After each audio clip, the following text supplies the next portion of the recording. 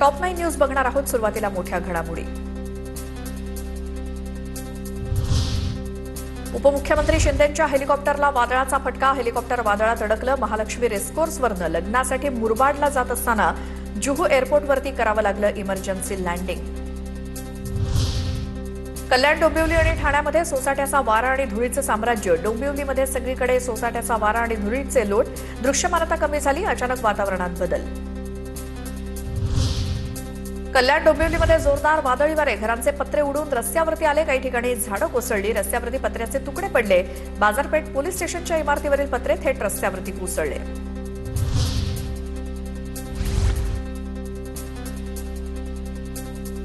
राज्यातील अनेक जिल्ह्यांना आज अवकाळी पावसाचा तडाखा. नाशिक, नंदुरबार, अकोला, अमरावती, वाशिमसह बीडमध्ये पावसाच्या सरी, तर ठाण्याच्या वांगणीमध्ये वादळी वाऱ्यामुळे घरावरचे पत्रे उडाले. मुंबईच्या पायधुणीमधील चौघांचा मृत्यूचा 11 दिवसांनंतर छडा. उंदीर मारण्याच्या औषधामुळे मृत्यू झाल्याचं उघड. चौघांच्याही शरीरात तसंच कलिंगडाच्या नमुन्यांमध्ये सापडलं उंदीर मारण्याच्या औषधाचे झिंक फॉस्फाईडचे अंश.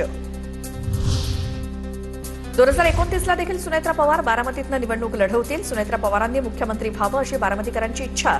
जय पवारांचं वक्तव्य. प्रत्येकाला आपल्या भावना व्यक्त करण्याचा अधिकार. मुख्यमंत्री होण्यासाठी संख्याबळाची आवश्यकता असते, ते फडणवीसांकडे आहे. जय पवारांच्या विधानावरती मंत्री जयकुमार गोरेंची प्रतिक्रिया.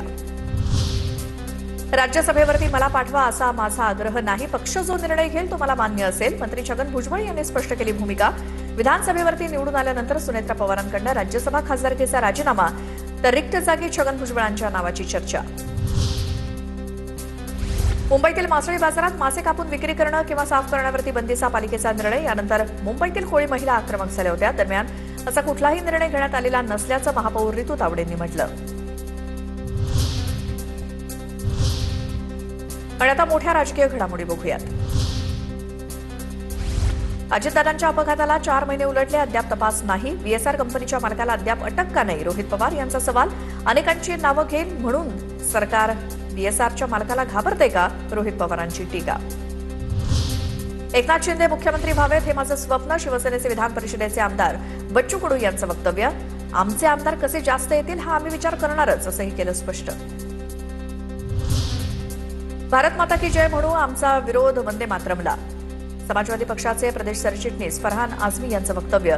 तर अबू आझमी यांना फंड दिला की ते सगळं करतात. संदीप देशपांडेंची अबू आझमींवरती टीका. नाशिकमध्ये भूसंपादनासाठी महिलांना मारहाणीचं प्रकरण. संजय राऊतांनी पीडित महिलांसह जिल्हाधिकाऱ्यांची भेट घेतली. महिलांना झालेल्या मारहाणीचा राऊतांकडून निषेध. महिलांना झालेल्या मारहाणीबाबत संसदेत जबाब देणार, संसदेमध्ये जाब विचारणार, संजय राऊतांची प्रतिक्रिया. तर जबरदस्तीनं तुम्ही जमिनी बळकावू शकत नाही, राऊतांचं वक्तव्य. यावरती महसूल मंत्री बावनकुळेंनी चिंता व्यक्त केल्याची राऊतांची माहिती. मंत्री चंद्रशेखर बावनकुळेंनी राज ठाकरेंची भेट घेतली. बावनकुळेंनी शिवतीर्थ निवासस्थानी जाऊन राज ठाकरेंची भेट घेतली. गडचिरोलीमध्ये सीआरपीएफ कॅम्पसाठी 2 हेक्टर जमीन मिळणार. महसूल मुक्त आणि सारा माफीनं जमीन देणार. मुख्यमंत्र्यांच्या सूचनेनंतर महसूल मंत्री चंद्रशेखर बावनकुळे यांचा निर्णय. सिंधुदुर्ग जिल्ह्यातील भाजपचे ज्येष्ठ नेते म्हातू मान्यकर यांनी लावलेल्या बॅनरमुळे आमदार निलेश राणे आक्रमक.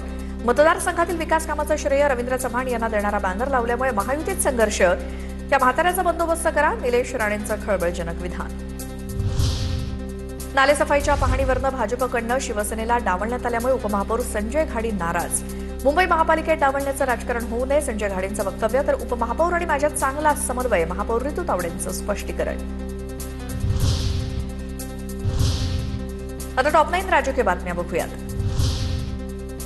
तमिळनाडूमध्ये बहुमताचा आकडा सादर करेपर्यंत टीव्हीके प्रमुख विजय यांचा शपथविधी नाही. सूत्रांची माहिती. स्थिर सरकार स्थापन करण्यासाठी राज्यपालांची भूमिका. 118 आमदारांच्या सह्यांचं पत्र मिळेपर्यंत विजय यांचा शपथविधी होण्याची शक्यता कमीच. तमिळनाडूतही भाजपचे राज्यपाल सगळीकडे कोश्यारी आहेत. टीव्हीके सर्वात मोठा पक्ष असूनही सत्ता स्थापनेसाठी विलंब. राज्यपाल राजेंद्र आर्लेकरांची भूमिका आडमुठेपणाची, संजय राऊतांची टीका. तमिळनाडूच्या राजकारणात हॉटेल पॉलिटिक्स सुरू. डीएमकेच्या 47 पैकी 28 आमदारांना हॉटेलमध्ये ठेवलं. पुदुच्चेरीमधील एका हॉटेलमध्ये सर्व आमदारांना ठेवण्यात आलंय. तर एआयडीएमकेच्या पक्षामध्ये फूट पडणार असल्याच्या चर्चांमुळे खबरदारी. केरळमध्ये विधिमंडळ पक्षाचा नेता निवडीसाठी आज काँग्रेसची बैठक. सर्व आमदारांची मतं जाणून घेतल्यानंतर हायकमांडला रिपोर्ट देणार. केरळच्या मुख्यमंत्रीपदासाठी रमेश चेन्निथला, के.सी. वेणुगोपाल, डी.व्ही. सतीशन यांच्या नावांची चर्चा. विजय तलपतींना सरकार स्थापन करू द्या, आम्हाला कोणतेही घटनात्मक संकट नकोय. तमिळनाडूमधील सरकार स्थापनेवरती स्टॅलिन यांची भूमिका. 6 महिने आम्हाला कोणालाही डिस्टर्ब करायचं नाही, स्टॅलिन यांचं वक्तव्य. धर्मध्वजावरती असलेल्या चिन्हाप्रमाणे तुम्ही वागताय का?